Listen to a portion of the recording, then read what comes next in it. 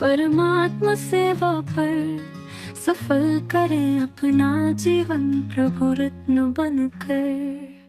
ಬ್ರಹ್ಮಕುಮಾರಿ ಸಂಸ್ಥೆಯ 2026ರ ಏಕರಸ ರಾಜಯೋಗದ ಕುರಿತಾದ ತ್ವರಿತ ಮುಖ್ಯಾಂಶಗಳು ಇಲ್ಲಿವೆ. ಇದು ನಿಯಮಿತ ವಿದ್ಯಾರ್ಥಿಗಳಿಗಾಗಿ ಆಯೋಜಿಸಿರುವ ಒಂದು ವಿಶಿಷ್ಟ ಧ್ಯಾನದ ಸ್ಪರ್ಧೆಯಾಗಿದ್ದು 3ರಿಂದ 5 ಗಂಟೆಗಳ ಕಾಲ ಯಾವುದೇ ದೈಹಿಕ ಚಲನೆ ಇಲ್ಲದೆ ಸಂಪೂರ್ಣ ಅಶರೀರಿ ಸ್ಥಿತಿಯಲ್ಲಿ ಕೂರುವ ಮೂಲಕ ನಿಮ್ಮ ಆಧ್ಯಾತ್ಮಿಕ ಶಕ್ತಿಯನ್ನೇ ಪರೀಕ್ಷಿಸುವ ಒಂದು ದೊಡ್ಡ ಸವಾಲಾಗಿದೆ. ಹಾಗಾದರೆ ಈ ಕಠಿಣ ಸವಾಲಿನ ನಿಯಮಗಳೇನು ಅಂತ ನೋಡೋದಾದ್ರೆ, ಮೊದಲನೇದಾಗಿ ಇದರಲ್ಲಿ ಕಡ್ಡಾಯವಾಗಿ ಹಂತದ ಪ್ರಗತಿ ಇರುತ್ತೆ. ಅಂದ್ರೆ ನೀವು ಎಷ್ಟೇ ಅನುಭವಿಯಾಗಿದ್ರೂ ಸರಿ, ಮೊದಲು 3 ಗಂಟೆಯ ಧ್ಯಾನದಿಂದಲೇ ಶುರು ಮಾಡಬೇಕು. ಅದರಲ್ಲಿ ಯಶಸ್ವಿಯಾದ ಮೇಲಷ್ಟೇ 4 ಹಾಗೂ ಆಮೇಲೆ 5 ಗಂಟೆಯ ಯೋಗಕ್ಕೆ ಪ್ರವೇಶ ಸಿಗೋದು. ಎರಡನೇದಾಗಿ ಇದರ ನಿಯಮಗಳು ತುಂಬಾನೇ ಕಟ್ಟುನಿಟ್ಟಾಗಿವೆ. ನೀವು ಮನೆಯಲ್ಲಿ ಆರಾಮಾಗಿ ಕೂತು ಮಾಡುವಂತಿಲ್ಲ, ಬದಲಿಗೆ ಸೇವಾ ಕೇಂದ್ರದಲ್ಲಿ ಕ್ಯಾಮೆರಾ ಮುಂದೆನೆ ಕುಳಿತು ಧ್ಯಾನ ಮಾಡಬೇಕು.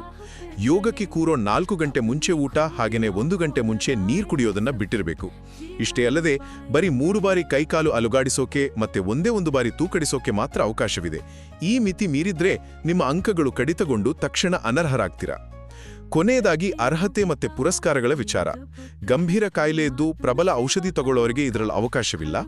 ಯಶಸ್ವಿಯಾಗಿ ಅತಿ ಹೆಚ್ಚು ಸಮಯ ಯೋಗ ಮಾಡಿದವರಿಗೆ ವಿಶೇಷ ಸ್ಮರಣಿಕೆ ಸಿಗುತ್ತೆ. ಹಾಗೇನೆ ಹೆಚ್ಚು ಸ್ಪರ್ಧಿಗಳು ಭಾಗವಹಿಸುವ ಸೇವಾ ಕೇಂದ್ರಗಳಿಗೆ ಗೋಲ್ಡನ್ ಮತ್ತೆ ಡೈಮಂಡ್ ಪ್ರಶಸ್ತಿಗಳನ್ನು ಕೊಟ್ಟು ಗೌರವಿಸ್ತಾರೆ. ಒಟ್ಟಾರೆಯಾಗಿ ಹೇಳೋದಾದ್ರೆ, ಈ ಏಕರಸ ಯೋಗ ಅನ್ನೋದು ತೀವ್ರ ಶಿಸ್ತು ಮತ್ತೆ ಏಕಾಗ್ರತೆಯ ಮೂಲಕ ನಿಮ್ಮ ಆತ್ಮವನ್ನ ಬಲಪಡಿಸುವ ಒಂದು ಅದ್ಭುತವಾದ ದಿವ್ಯ ಪಯಣವಾಗಿದೆ.